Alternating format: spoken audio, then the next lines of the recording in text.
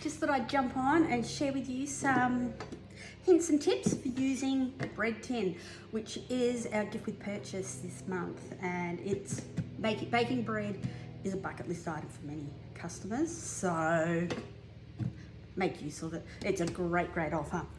Okay, so this is the amazing Thermomix Bread Tin with lid. It is a beautiful quality one. The main tips I have is I don't grease my bread tins ever. I have been using this one since they first came out years ago, and everything just drops out. So it's, yeah, really good. If you never ever wash bread tins. Even if you decide you're going to grease it, don't wash it, just wipe out any excess oil once you've baked. But yeah, you can get away with not ever oiling a bread tin if you're breaking bread properly. Now, it is a sandwich loaf tin, which is it's a 680 gram, it's called, which means it takes 680 grams of dough. So depending on which recipe you're using for your dough, could be, I use the Easy Everyday White Bread, it's on Cookie Dough and Recipe Community, or you might be using Thermo Mama. Both of those are for a jumbo loaf, which is too big to have in this tin with the lid on. So what you need to do is remove a piece of dough. Sort of probably 275, 280 grams. Don't need to measure it, be too exact with it, but you do need to take a piece of dough off. You can use this for scrolls. At the moment, I'm using it for practicing pizza shaping. I use it as a pizza base with this at the moment, so that's pretty handy. And with my dough that's left, so this is dough that's been proved and then shaped and popped into this tin.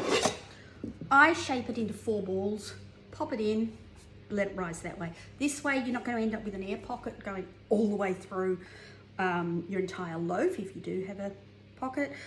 You'll get a much more even rise, and it's a lot easier to shape 4 little balls than one big lump of dough. Okay, so we'll do that. Then we put the lid on. So we're going to let this rise to probably about, just within 1 centimetre of the top, 3/4 centimetre at the highest point that it goes in. Okay, you don't want it to come right to the top unless you are using it without the lid with all your dough in as a jumbo loaf, which is going to be higher. Okay, you want it to come in just below there. And putting the lid on, we have the handle, and then we have 3 lips around there which fit on the outside of the tin.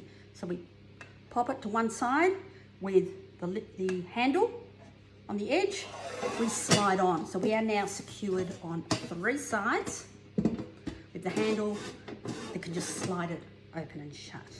Okay, I then pop this in a warm place to rise. Once it's got within that little margin below the lid, I pop my oven on 180 and give it 30 minutes.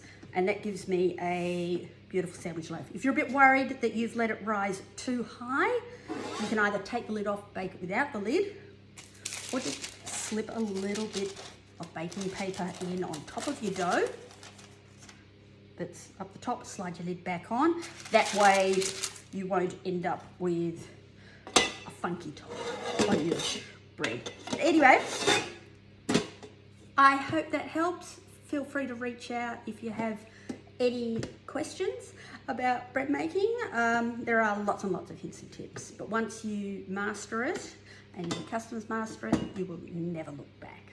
So enjoy and make use of this great sales incentive that we have this month. Bye.